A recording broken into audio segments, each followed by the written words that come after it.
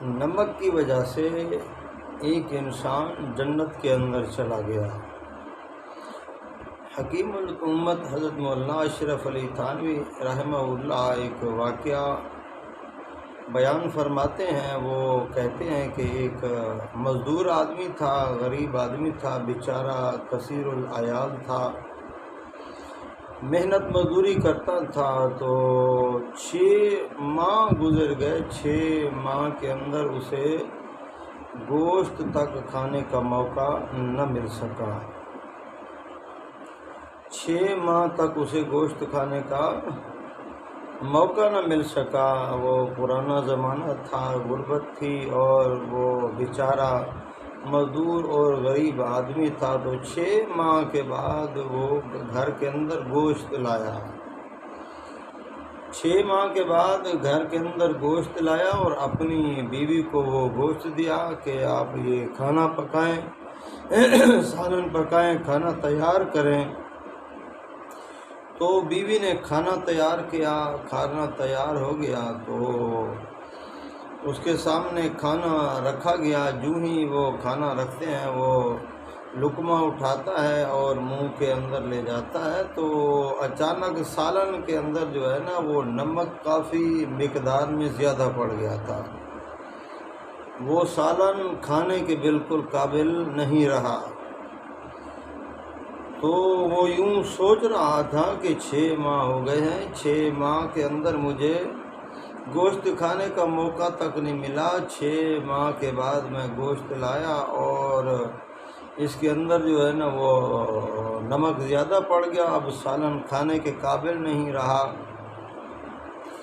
تو وہ بیچارہ سوچتے سوچتے وہ خاموش ہو گیا، اور اس کے دل کے اندر خیال آیا کہ جہاں میری گھر والی ہے، اگر اس کی جگہ میری بیٹی ہوتی، اگر میری بیٹی سالن کے اندر وہ نمک زیادہ ڈال دیتی تو اس کا جو شوہر اور میرا داماد اس کو اگر کوستا، اس کے ساتھ لڑتا تو میں یہ پسند نہیں کرتا۔ تو آخر یہ میری جو بیوی ہے یہ بھی تو کسی کی بہن ہے، یہ بھی تو کسی کی بیٹی ہے۔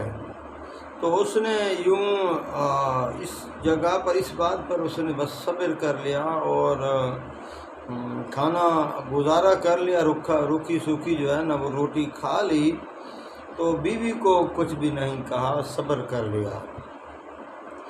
تو جتنا عرصہ اس کا مقدر تھا وہ اللہ کی زمین پہ رہا، پھر آخر موت آ گئی۔ موت تو آنی ہی ہے، اس جہان کو چھوڑ کر ہم نے جانا ہے۔ یہ کوٹھیاں، یہ بنگلے، یہ گھر، یہ مکان، سب کچھ ہم چھوڑ کر قبر کے اندر جائیں گے۔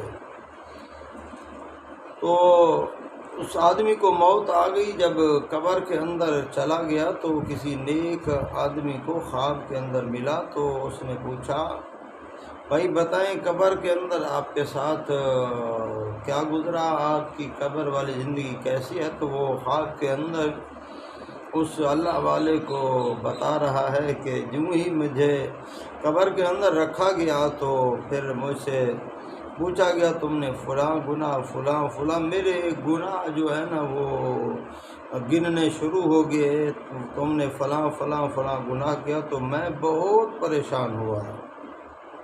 کیا ہوا؟ بہت پریشان ہوا کہ آج میں بچ نہیں سکتا۔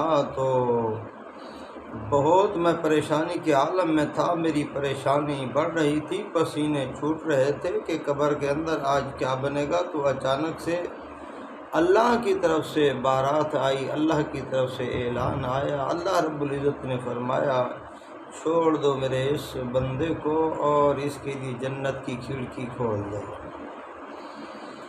جنت کی کھڑکی کھول دو، جنت کا بچھونا لگا دو اس کے لیے۔ میں اللہ اس کی قبر کو راحت کا گھر میں نے بنا دیا ہے، میں اللہ اس کے اوپر راضی ہو گیا ہوں۔ تو فرمایا اس نمک کی وجہ سے مجھے کہا گیا تم نے میری ایک بندی کے اوپر رحم کیا تھا، میری بندی کو معاف کر دیا تھا۔ 6 ماہ کے بعد جب آپ کے سامنے گوشت آیا تھا تو آپ نے صبر کیا، میری مخلوق کے اوپر رحم کیا تو اللہ رب العزت فرماتے ہیں آج میں اللہ تجھ پر بھی رحم کرتا ہوں۔ اللہ نے اس نمک کی وجہ سے معاف فرما دیا۔